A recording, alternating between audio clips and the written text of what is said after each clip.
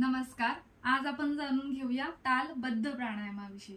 आता तालबद्ध हे नाव कसं आलं असेल, जर समजा एखादी ध्वनी अनियमित असेल तर आपण तिला गोंधळ किंवा गोंगाट म्हणतो, आणि एखादी ध्वनी जर तालबद्ध, लयबद्ध आणि नियमित असेल तर त्याला आपण संगीत म्हणतो.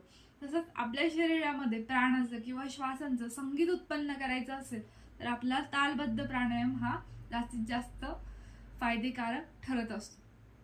आता तालबद्ध प्राणायाम जे आहे ते करण्यासाठी आपल्याला विधी काय आहे, दोन्ही हातांची तुम्हाला ज्ञान मुद्रा बनवायची आहे आणि गुडघ्यावर ठेवायची. तुमच्या पाठीचा कणा, कंबर आणि मान एका समान रेषेमध्ये ठेवायची आहे. डोळे अलगद बंद करायचे आहे आणि चेहऱ्यावर शांत स्मित असा भाव ठेवायचा आहे. आता विधीसाठी तुम्हाला सर्वप्रथम काय करायचे आहे, हळूहळू श्वास आत घ्यायचा आहे. ओमच्या 4 काउंट पर्यंत श्वास आत घ्या.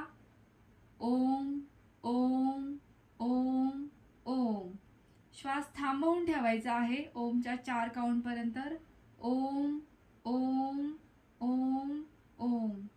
श्वास बाहेर सोडायचा आहे ओमच्या 4 काउंट पर्यंत. ओम ओम ओम ओम. श्वास थांबवून ठेवायचा आहे ओमच्या 4 काउंट पर्यंत. ओम ओम ओम ओम. आता परत एकदा करूया. श्वास आत. ओम ओम ओम ओम. आंतरिक कुंभक. ओम ओम ओम ओम. श्वास बाहेर. ओम ओम ओम ओम. बाह्य कुंभक. ओम ओम ओम ओम. आता ही झाली आहे तालबद्ध प्राणायाम करण्याची विधी.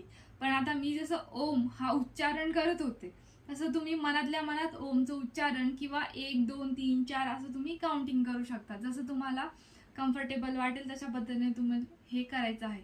फक्त बोलायचं नाही, कारण बोलले तर तुम्हाला श्वास आत घेता येणार नाही किंवा श्वास तुम्हाला थांबवून ठेवता येणार.